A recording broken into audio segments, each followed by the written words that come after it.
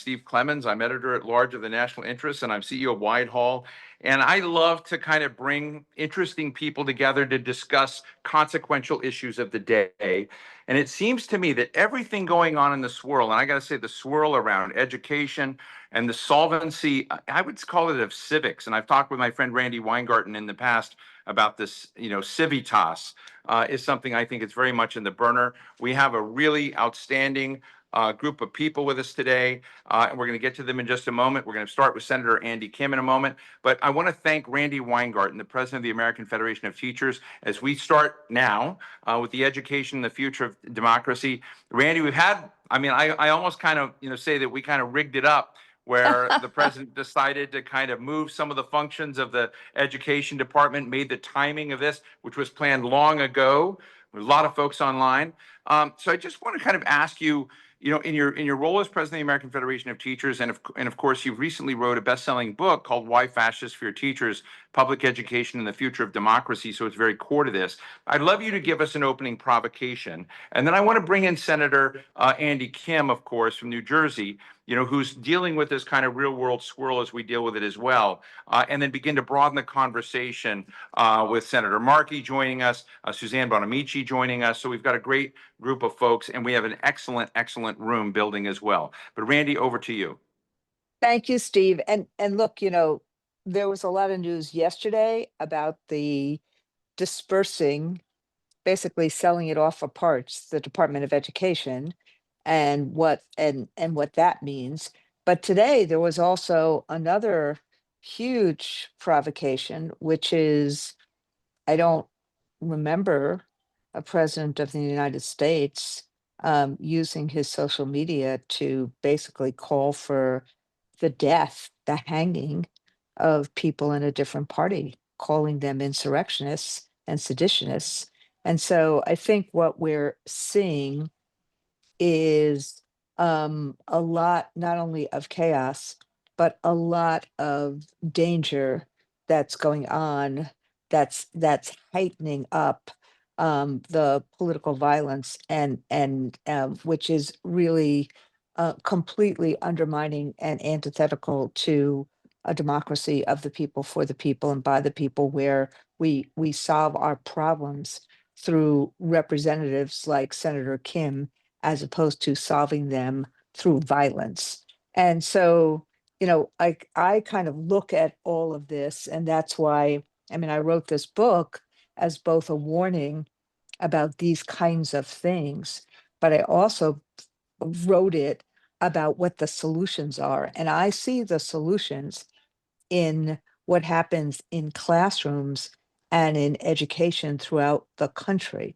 And I look at it through the lens of our founding fathers. Our founding fathers understood that education and democracy go hand in hand, that for there to be a vibrant democracy, you needed to have educated citizens who understood and could discern propaganda from facts, who understood critical thinking and problem solving, could ask questions. And what do we do in terms of schooling? We teach critical thinking. That is one of the most important things we teach. But the other piece that we teach in terms of schooling is the habits of democracy. So when you are a young kid walking into a classroom for the first time, a third grader or a fourth grader, a teacher doesn't say, the Democrats sit to the left, the Republicans sit to the right, the independents sit in the middle. That nobody, that's ridiculous. What a teacher does is takes all these diverse young people and molds them into a community that Right. respects each other. And so the habits of democracy, of pluralism, is what we do. And what we're seeing in our public discourse is, in like today, is exactly the opposite. And so we need the federal government, this last thing I'll say, instead of dispersing the Department of Education for parts, we need the federal government to actually care about kids, make, not to run schools, states and localities run schools, but to make kids a priority, not cut off SNAP, and nutrition services, not cut off Medicaid, which funds a Right. lot of healthcare services, not cut education services, but make education a priority. Thank you so much. Senator Kim, first of all, it's great to see you here today. We like to, wrestle through these issues. And I have to share that from my own perspective, I'm not a great lover of bureaucracy. I'm not a great lover of the status quo. I believe in innovation, even in education. I remember, I was sitting with president of a very, very major university in this country who said they had nothing they needed to do to change. And I said, are you kidding? There are a lot of people out there that are not, part of that growth track. So I am somebody who believes in disruption, but I'm also someone who believes that you have to have a solvent ecosystem around that. And I'm very taken with a lot of what Randy has shared. But I would love to kind of ask you to share your view on America's equities and intergenerational equities in getting the education and democracy linkage right. Yeah, there's so much at stake right now. And look, I agree with you. I'm somebody that wants us to embrace our innovation and the growth that we've seen in this country. Technology advancements are extraordinary right now. I used to work at the State Department. I was a State Department officer. So I often think about this moment, not just in terms of what's happening internal to the United States, but also recognizing that we live in the time of the greatest amount of global competition that we've seen in a century. And that competitiveness is very much going to have an impact on what American global leadership means, the strength of our economy, and whether or not this next 100 years is going to be another 100 years of American strength and dominance. And that's very much in question right now. So even regardless of what's happening domestically, this is a moment where our country should be able to come together and say, we need to make sure we are working together to be able to stay at the cutting edge. And we're not. And this is what I find really frustrating is that when with all of this talk about AI and technology, we think that and it comes across as if we just think it's about semiconductor chips and we think it's about the hardware. No, it's about the talent. It's about growing the talent. And that should be something that all of us are invested in, our homegrown talent, but also the fact that America has for so long has been a global magnet for talent. And that is something that brought my family over. My father came over here as a foreign student and worked on cancer and Alzheimer's research. So many others have come and contributed in that way. And we're on the cusp of losing that. And I say that not just as a United States senator, but as a father of an 8-year-old and a 10-year-old, and seeing the challenges that we're facing with K through 12 education as I'm a parent going through this right now, and seeing the Trump administration turning their backs on so much of what's important. I will lift up what Randy said, which is, and I'll say it in sort of a different phrasing, which is that for me, we always see that democracy is meant to be the alternative to violence. And what we always should be thinking about is that we're part of something bigger than all of us. But instead, we live in a moment where we are just seeing us pitted against each other. The fact that over 50% of Americans surveyed now will say that other Americans in the other political party are the enemy. That is an absurdly dangerous thing to say and something that we should all stand against. And education is what has taught us that we are part of something bigger than all of us. This understanding that we have a shared exploration, a shared pursuit of truth, but instead that is being ripped apart. And this administration is saying that, no, we don't need to think about that across our country. Each community and each family can do it all on their own. That's not true. We need to have some gravity that holds 350 million people together. And that gravity is formed by education. And that gravity is formed by a shared pursuit of knowledge. And that is what is under assault right now. I know Senator Ed Markey's joined. We'll bring him on in a minute. But one of the things I really want to get to both of you about is, to answer why is it so hard to find that middle place? I've seen. I don't want to make Randy feel too good, but I saw Randy on this stage with Frank Luntz at the Milken conference, and she's on with these kind of mega capitalists and this guy from KKR and others. And all of a sudden, one of the major labor union leaders in the country is saying, "Hey, we believe in capitalism. We believe in healthy capitalism." It's a very memorable line. I said, "Whoa, that's something I haven't heard many people say before. Healthy capitalism." I also know that AFT and Randy have partnered around career technical education, saying, "Hey, we're leaving a lot of talent stranded on the table that decides not to take, 4-year college degree course. Nothing against it, if you can pay for it, but there are a lot of other folks that and we're in a time where the country, even the President Trump's first dedicated month was Career Technical Education Month when President Trump came in, and Randy has partnered with Anthropic, OpenAI, Micron Technologies, Microsoft, not only in setting up, and I would say even the Bloomberg Foundation, others in various health and technical career tech ed tracks and experiences for the student, including setting up a center to help train teachers around AI. I got to tell you, Randy Garten embracing AI may not be good for her job tenure because a lot of people are anxious about it, right? So I'm just interested in why we're screwing up in almost a bipartisan way to say that is clearly an agenda item, Senator. Why is it so hard to embrace something that we're all basically breaking out of old shells? Would you like me to start? Yeah. Yeah, I mean, look, I think in part, and I see it here in Congress. I mean, part of the challenge is that, I work in what's arguably the most reactionary building in America. And, when we're talking about such seismic shifts and such important issues of mass consequence like AI and technology, how that's going to impact our society, you can't do that while driving in reverse. We need to have a national strategy, an actual plan, and a sense of what our objectives are. But we see how much we've really diluted that in terms of what that national purpose is, and that's why you find ourselves rudderless when it comes to how we're trying to move forward with education and any number of other things.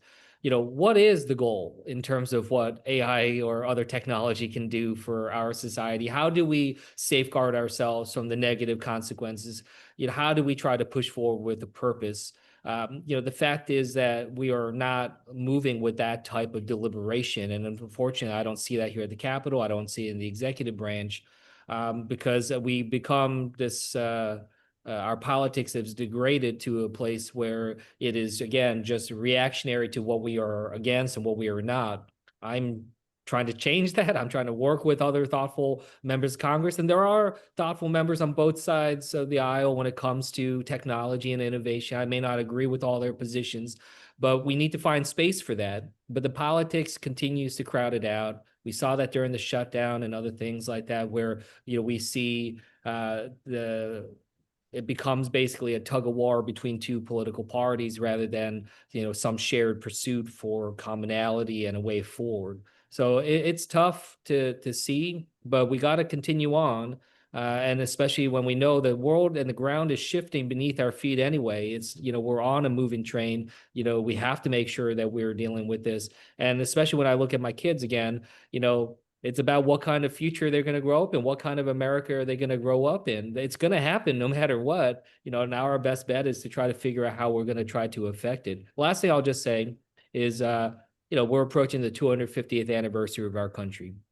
I sure hope that we use that as a moment to take a step back and reflect upon where we're at as a country right now. Not just think about it as a time for big fireworks displays, but try to reinvest in what it is that it means to be an American and the purpose of civics education and other things that are meant to build up not just our knowledge, but our personalities and our character. And that's something that I think so clearly gets pushed to the wayside so often.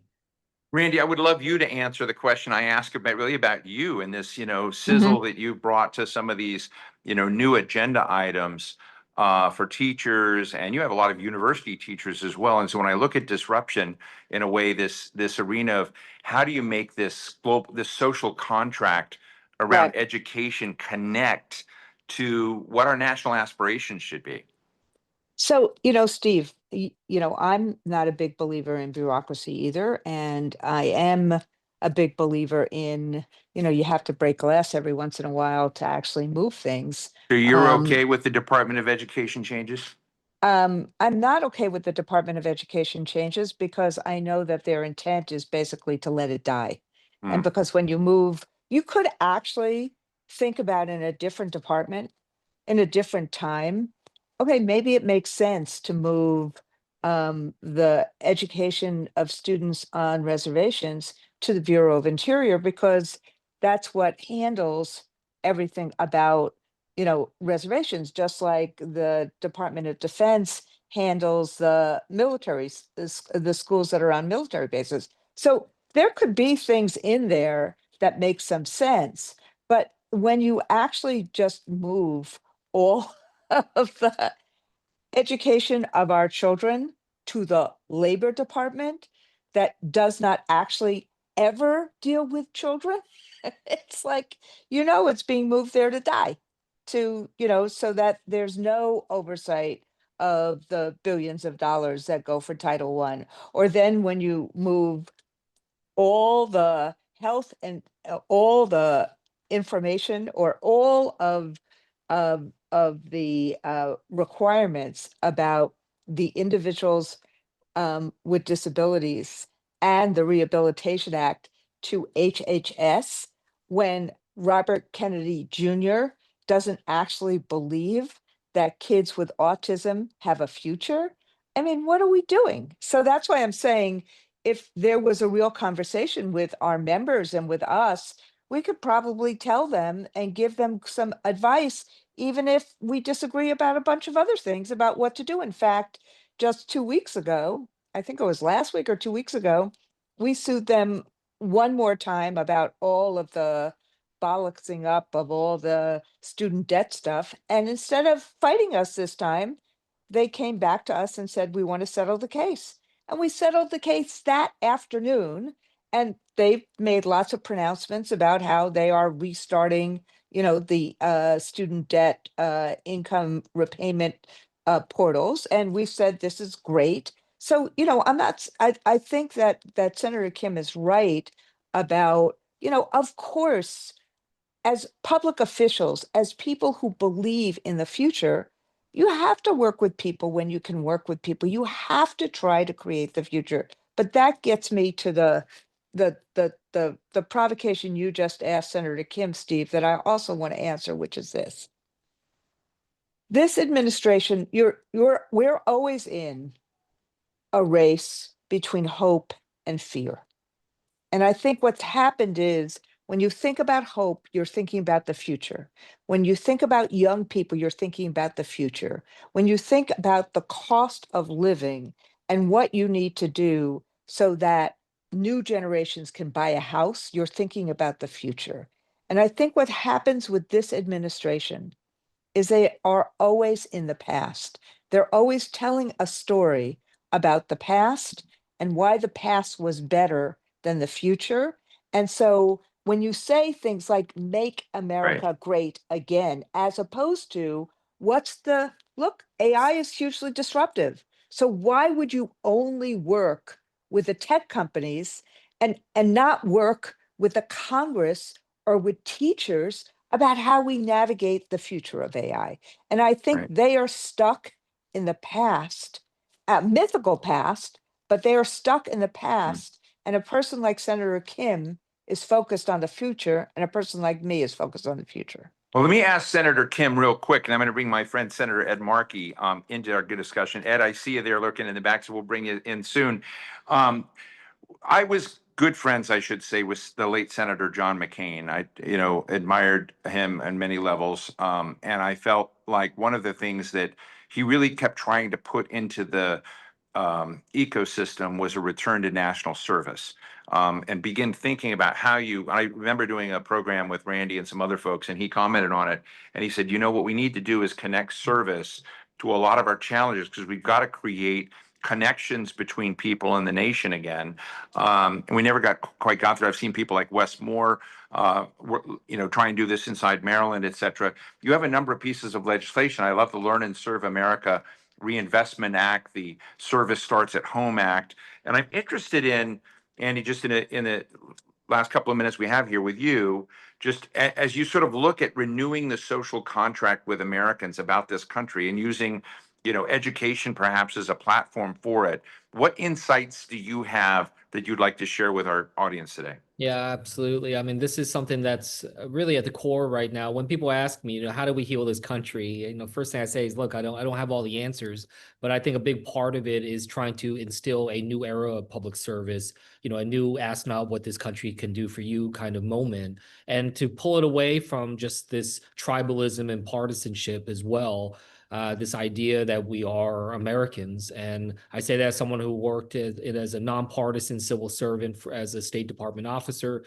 It was these experiences that I had of service when I was younger that helped pull me in. So yes, I've introduced a constellation of legislation that tries to build an architecture towards a national service plan and a program and foundation that I think we should build off from. I think it's important. And I think that it would be something that hopefully can break us out of our silos, whether that be social media or geographic silos or cultural silos, but we're clearly struggling. I often say, if you're only having comfortable conversations in politics, it means you're not talking to all the people you need to be talking to.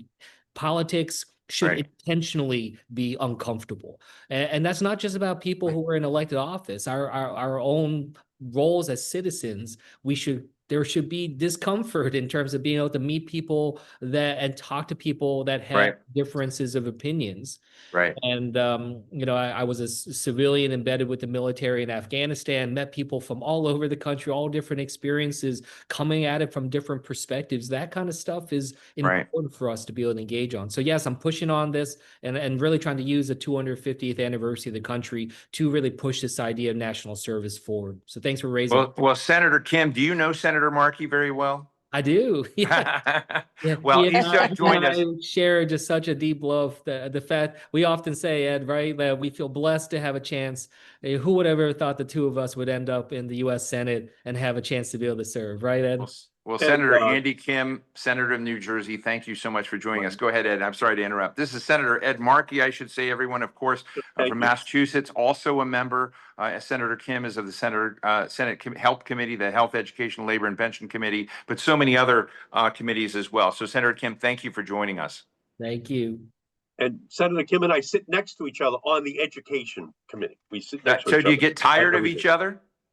We agree on everything, but we can't get the Republicans to agree. That's our problem. Well, look, Senator, it's great to have you with us, and of course, Randy Weingarten is my, I think I'm Ed McMahon to her Johnny Carson in this discussion, But as we're sort of, looking broadly at how do we get the No, you're John Baptiste.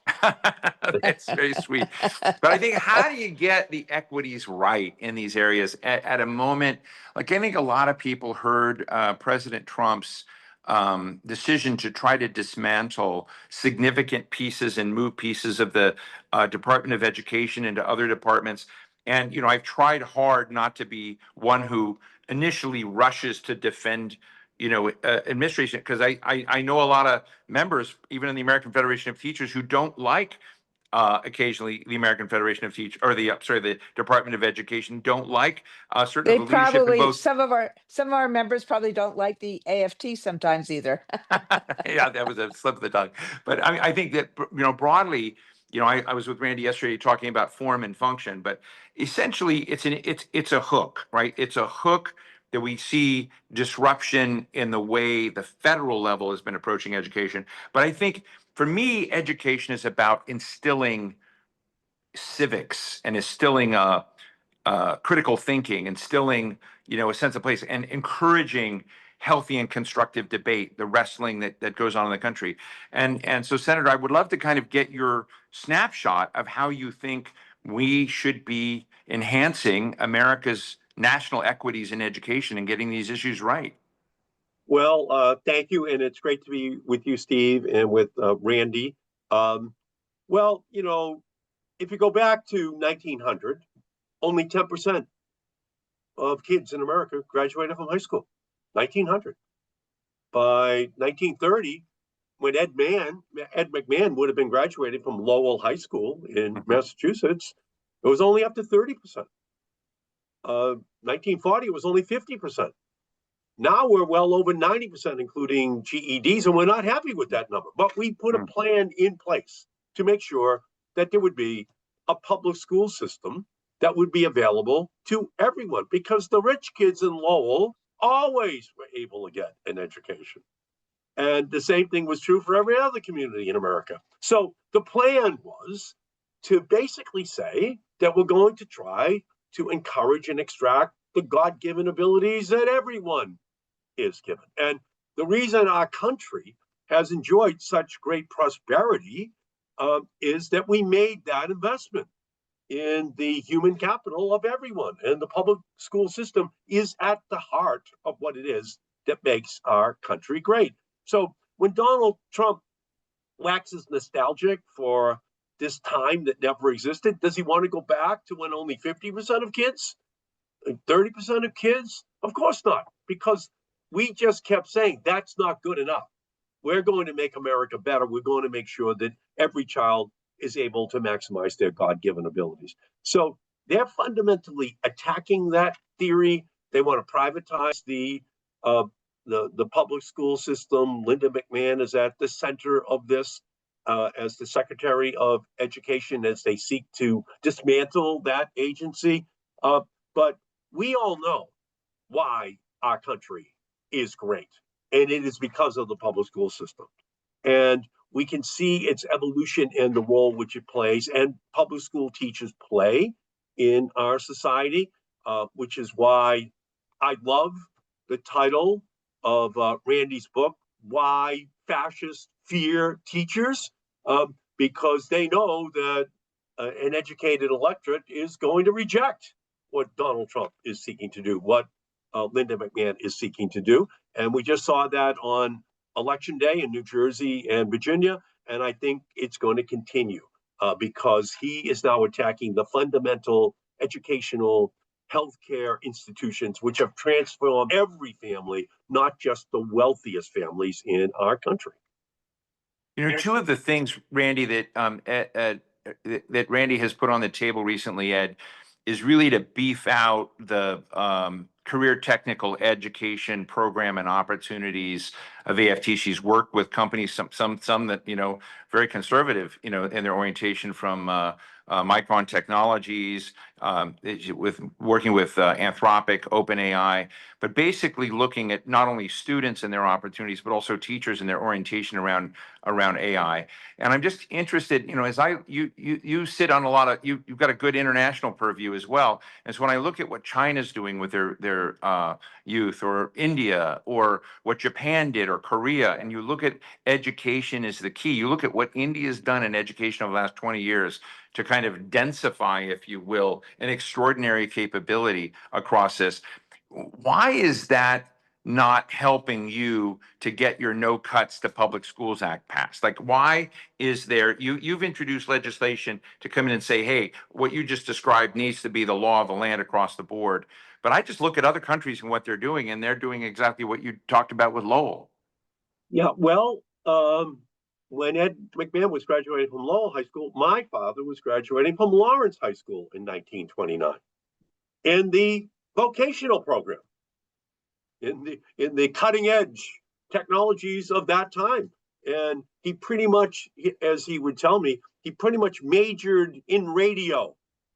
And in our basement in my house growing up, it looked like Radio Shack, okay? Because he was still using all of these skills that he got at Lawrence Vocational High School. And that's AI today. The Radio Corporation of America in 1929, RCA, today it's called AI. And all Randy is saying is we have to make AI stand for all included, that everyone's in, not just some super elite, you know, that might be in the best private schools and the best suburban high schools, that every kid has an aptitude, the same way my father had an aptitude for all of those technologies of that time. He always wondered why his son, you know, couldn't see it as clearly as he could in terms of him fixing a car, or no matter what it was, he was given the skills which he needed to be successful. And we just need to have that same kind of focus. And if we don't invest, and I will just say this, when they were graduating from high school, Ed McMahon and my father, yeah, people were saying, we're going to compete against Lowell and Lawrence. Well, that's not today.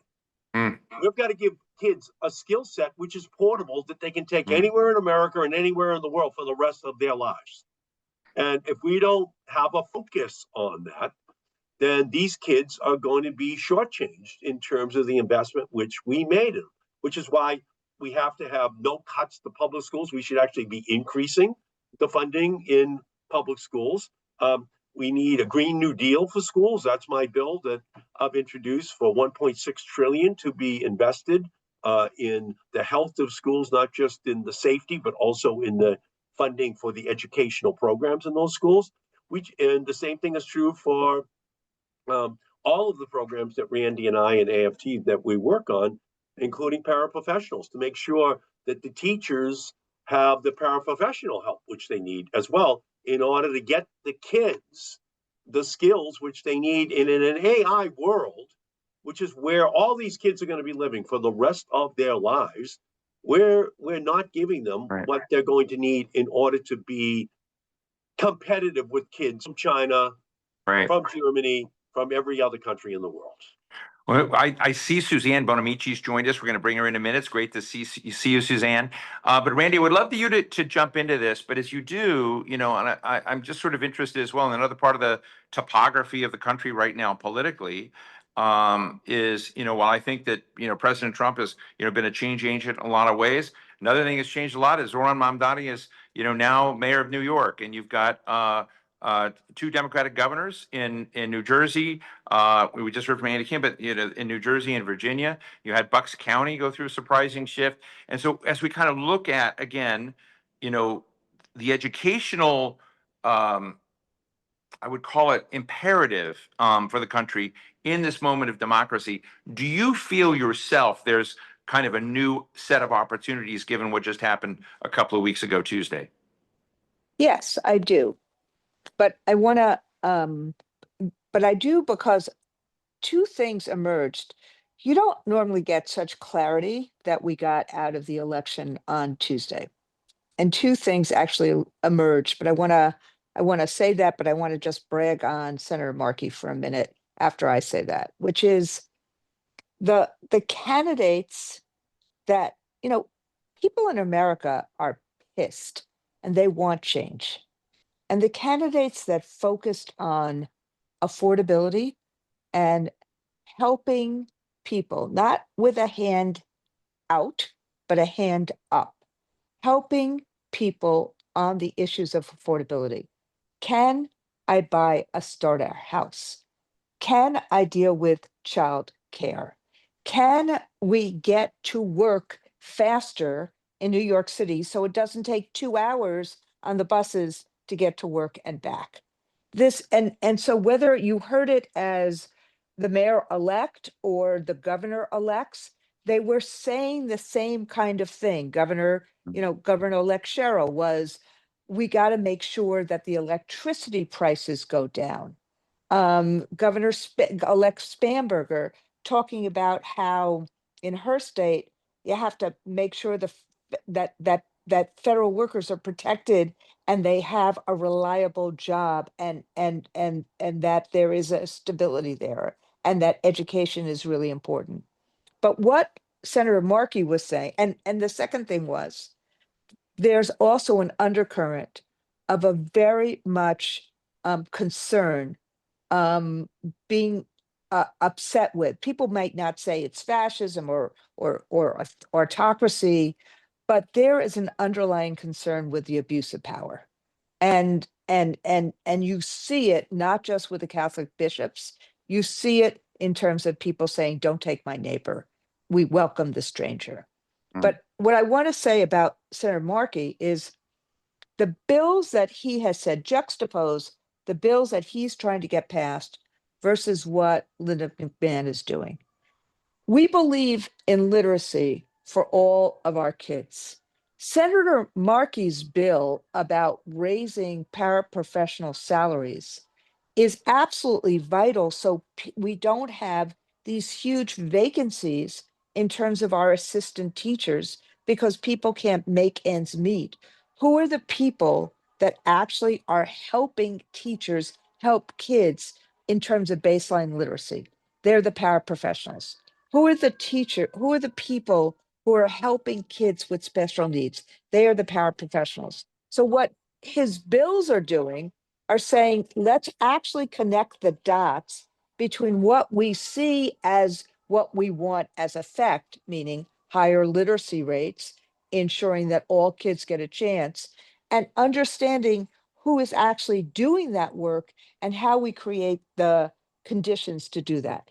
The stuff we do, Steve, Mhm. in education, it's pretty hard. It's not, I mean, I'm not saying it's rocket science, and I'm not saying it's what a surgeon does, but what's happened is instead of understanding how to create 100% graduation rate and do something like we're doing in New Lex, Ohio, where every single young person who is graduating out of this rural area has a skill and a high school diploma, Right, so they can go anywhere, every single one of them, 160 of the 164 kids. That's right, what that's what Ed's father got at Lawrence High School. That's what we're trying to do at Lawrence High School again now. That's what we're doing at New Lex. So it's creating opportunity through the public schools for all kids. We need the help of the federal government. We need their support. We need them to do what Kennedy did when there was a race to the moon, saying, look, let's do a moonshot. right, Let's all right, work. So it's again the future forward. Let's all be in this together about the future right. with our kids. But that's what they don't do. Great. Thank you so much. I want to bring Suzanne in, but Ed, let me just ask you real quick, because I know you have to go. I just would love to get a take on what you think. I'm going to be fair. What are the positives? What are the losses with the changes in the Department of Education? What are the positives? I'm just asking the question. Well, I what they're doing is they're dismantling a plan that's working that should be improved. But you just can't say all of a sudden, we're not going to do this anymore. We're going to move this over to HHS. We're going to move this over to here. We're going to move all for the purpose of dismantling the Department of Education. It's not towards the goal of improving education. It's just towards dismantling the infrastructure that has been put in place. And by the way, because of the advocacy of the American people and teachers, that there has to be a plan for the country. So there is no evidence to convict them of actually having a positive effect on education. Um, the um, the negatives are, of course, is that a lot of these programs, IDEA, for kids that need a little more help, targeting of the communities that might have poorer kids, but kids that have the exact same abilities as the kids in the suburbs. That's what really drives Trump crazy.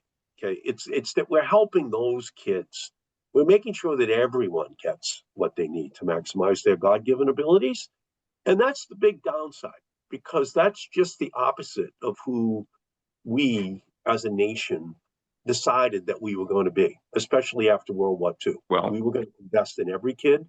And Hmm. that's really what created that incredible economic boom in our country.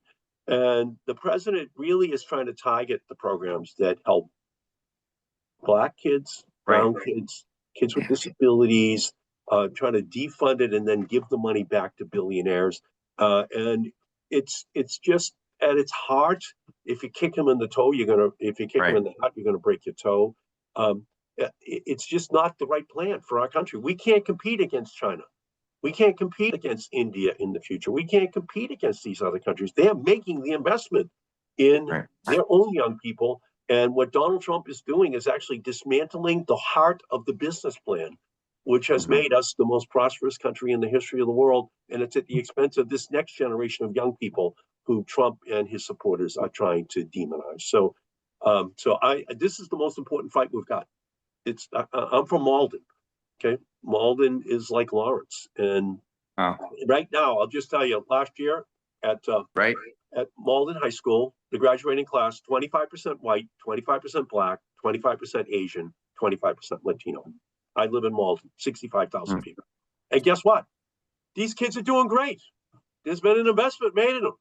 You know, they're maximizing their God-given abilities. We have a low crime rate, Right. and we have high levels of ambition and prosperity in the future for these kids. That's what we need for the whole country, because 25, 25, 25, 25 Right. is just another way of saying the United States of America in 2050 in its totality. We're just a little Well, bit that's ahead of the curve. Trump is seeking to dismantle the investment in that future. Thank you, Steve. Thank you, Randy. Ed, thank you so much. And as I said, I always like kind of leave the aperture open just in case there is any positives. But I want to say thank you so much for joining us. Really appreciate you. I just loved your last comment so much. Suzanne Bonamici is one of my And it's great to be favorites. on with Suzanne as well, my friend. Anyway, Hi. Yeah, so good to see you, Suzanne is one of my best. I really admire her work. Again, Suzanne, what you may not have heard at the beginning is I'm a believer in disruption. I like to embrace technology. I like to bring people on.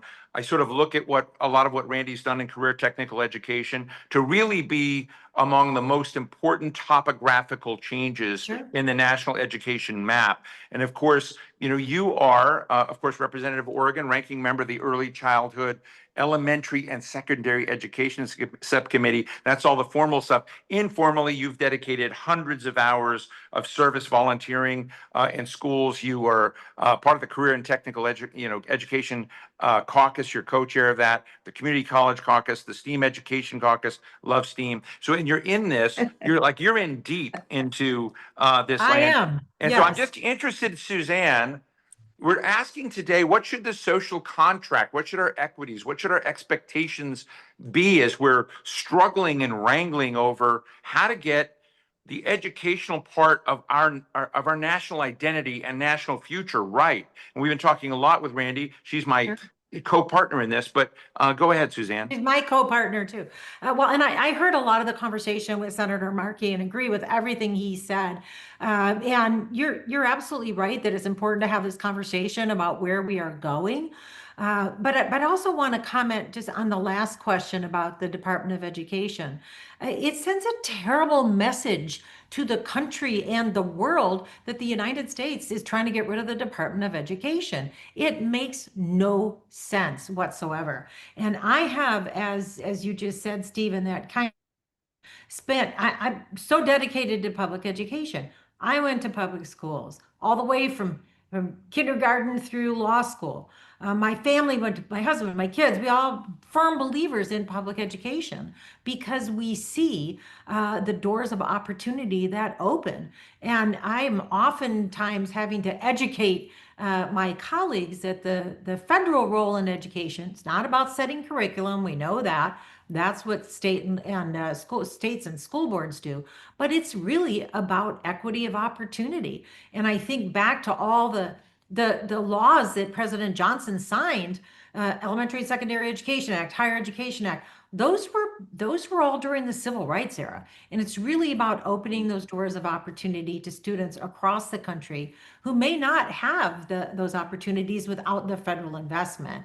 And you talked about career and technical education. We had a hearing yesterday about it. I wish we could have spent the entire time talking about all the great things that my home state of Oregon has done. Back in 2016, we actually passed a ballot initiative. We have a robust initiative and referendum system to invest in career and technical education. And it's resulted in fewer absentees, higher graduation rates, but really critically importantly, it's hands-on learning.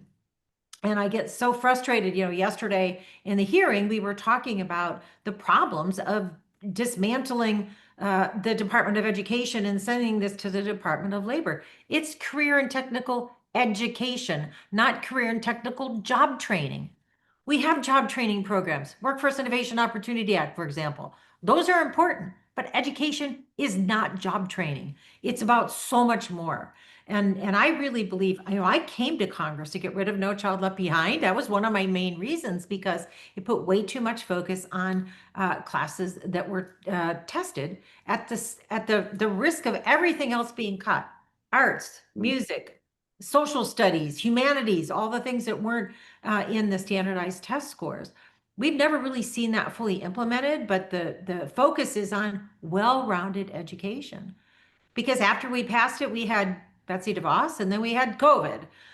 So to me, the focus is on Let's get back to supporting public education where more than 90% of all students go to school. And, Right. and my role on the education committee I see is let's have a path for everybody, and not everybody's on the same path.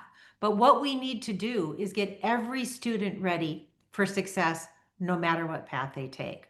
And that's where career and technical education is important, not because of necessarily learning specific job skills, because by the time students today get into the workforce, it could be totally different. It's about critical thinking. It's about collaboration. It's about confidence. It's about teamwork. It's about communication. It's all of these, what some people call the 21st century job skills. Every student will be successful with those. And my example, we have awesome CTE programs, amazing culinary. There's a high school that designs and builds and sells a house, auto tech. But I saw the story about the two girls in the auto tech store, and I said, "Are you going to go into auto tech for a job?" And they said, "No, Right. we don't want anybody taking advantage of us when we get our car fixed." So there's lots of skills that can be gained from current technical education, but it's not job training, it is education. Suzanne, I know you've got to run to vote and Oh, I get there. have 10 minutes at least, yeah. Oh, you got 10. Okay, great. Well, I'd love to get, get Randy in this, but I also want to ask you, I had dinner last night with about 6 Republican congressmen. I play, Yeah. and I have to tell you that they want to see more STEM graduates, STEAM graduates. They love career technical education. Sure. What do we do to get these dinners of folks together and say, wow, the private sector's involved, Randy's got Microsoft involved, Micron Technologies, Anthropic, OpenAI. And I'm just interested. I just sat and I'm literally so much of the same language you just shared. I heard Sure. from folks. So tell us a little bit about behind the scenes. How resonant is some of what you just shared with some of your colleagues across the aisle? I think it's very resonant, and I could tell in the conversation yesterday, and in my years here, career technical education is bipartisan. It really is. After the hearing, I was having a conversation with a Republican and another Democrat about how important it is to really look at it as education, Right. but that also one of the reasons career and technical education is so successful is because it is hands-on, engaging, teamwork, problem solving. And my point that I'm now working on is that that's what we need to do for everything, because students are learning in such different ways now. It's very different from when it used to be like vocational education, right? And Ranking Member Scott was talking about this yesterday. Students were tracked, right? And if you weren't college material, you went into vocational education. Did we lose Steve? No, I'm here. He's here. Okay, good. You're sideways. Okay. Right. But now what we need to do is say, how are students learning? First of all, get rid of the devices and have them engage and say, what's the problem? How are we going to solve it? How are we going to communicate that? And my example of STEAM, because you're right that everybody thinks STEM is great, science, technology, engineering, math. Those are great. But when I get out to the real world and talk to employers, they want people who are creative, people who can come up with new ideas to solve problems, people who can express those in new ways, people who at risk of being cliche think outside the box. And so that's why I started the bipartisan STEAM caucus. 2013, I started that. We had businesses there. We had the patent office. How do you measure innovation? Right. That's what everybody talks about, innovation. Patents per capita. We had a lot of people saying this is what's important. I have a bipartisan arts education for all bill. You integrate arts and design into science, technology, engineering, and math, and you're going to have people who are in those fields with an edge because they can think creatively. They can design new products. They can come up with new ideas. So these are bipartisan issues. So Randy, go ahead, let's hear Suzanne. from Sorry. Randy. I mean, look, I was going to go to Randy and say, what is she missing? What is she not including? no, but the Congresswoman has it she has it right. I mean, but think about what she said. And I'm thinking about as she's talking about Oregon, I'm thinking about all the stuff that we've tried to do as a national union dotted throughout the country. This is where a federal priority is important, because what a federal priority does, and I said this earlier today, remember JFK, great communicator, but when Russia was winning the arms race or the race to the moon, you saw that what he did was summon the innovation, the creativity, Yeah. the will, the drive of all of us to do better. And so what the federal government can do when it's working well, look, Nixon did this with the EPA too. You can, Roosevelt did this with Social Security, is when you have, you could actually argue that this was done with the atomic bomb. When the country has a priority and the incentives and the communication and the politics are aligned, you can fight about other things, but the country then feels better that that becomes a priority. And so what I never got about Linda McMahon and about the president was that the way in which, Representative Bonamici just talked about career tech ed. You've heard me, Steve. It's exactly the way in which I talk about it. And it, because it's not simply a curriculum. It is a way of life. It is a way of creating agency and engagement. It's a way of saying, I can solve a problem. I can Right. actually have a future. It's a way of actually preparing kids for their lives. And there's a bonus because you then have a monetizable certification in something as well. So, so why not do things like that as a national priority? You and I were together, Steve, when Wes Moore was talking about service learning as a Right. year of service. And what do you do? Not just a year in the Army, but a year in different kinds of ways. So there are ways that we as a federal priority could say every single ninth grade student in the country, pick a year, eighth grade, ninth grade, 10th grade. What are we going to do as a national priority that actually helps them develop Right. agency, critical thinking? Yeah. And could you imagine what that would then mean in terms of the country coming back together again? Brandy, you're 100% right, and I just want to say these are all issues of priorities, and like a budget is a statement of values. These are our nation's priorities, and I think they're just really missing the importance of the federal research, the federal investment. What a message it sent to, let's close down the Department of Education. That sends a terrible message. The education research that backs up these policies, and I want Right. to say that. I just said in the education committee two days ago that this administration and House Republicans and Senate Republicans, they just gave $170 billion to the Department of Homeland Security for a mass deportation agenda. Imagine if we had that amount of money in a mass education agenda, what we could do.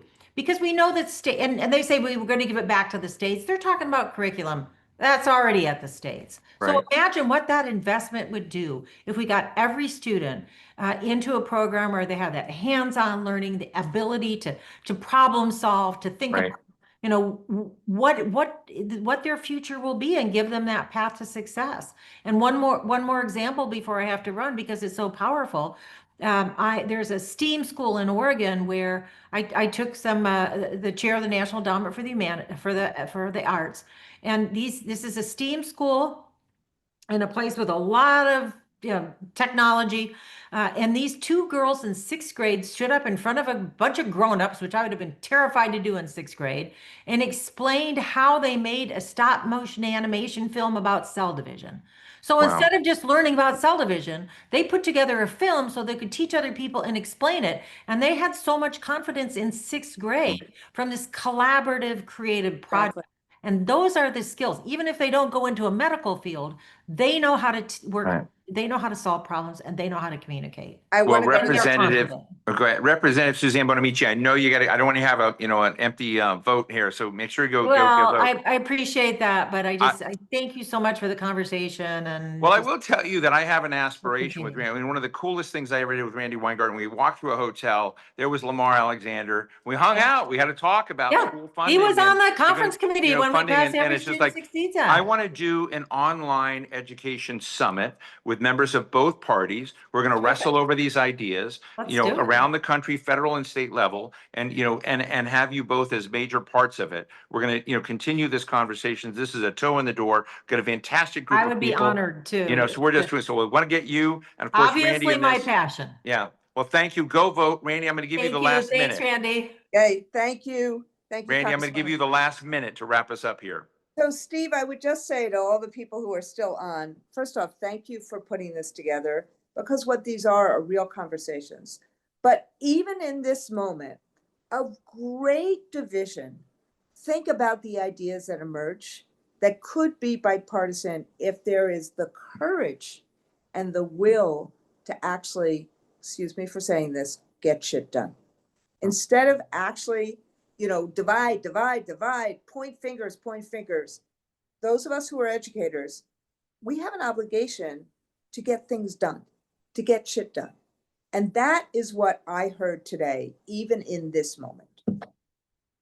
Well, I want to thank everyone for joining us. I want to thank Randy Weingarten for inspiring you. I wanted to have this conversation with various players at this moment. And I really think that getting the educational ecosystem right and looking at what the consequences are of losing for this country are pretty staggering. And so just want to say thank you so much for joining us. Folks, I'm doing this on my phone. Normally it's my computer. Normally I can say hi to everybody. Every time I try and do it, I flip myself over. So my apologies for that. But we're going to do more of these and we'll be in touch with you. And I want to thank everyone for joining us and have a good balance of your day. Randy, thanks again for what you're doing out there to get this dialogue going. Thanks, everyone. Thank you, everybody.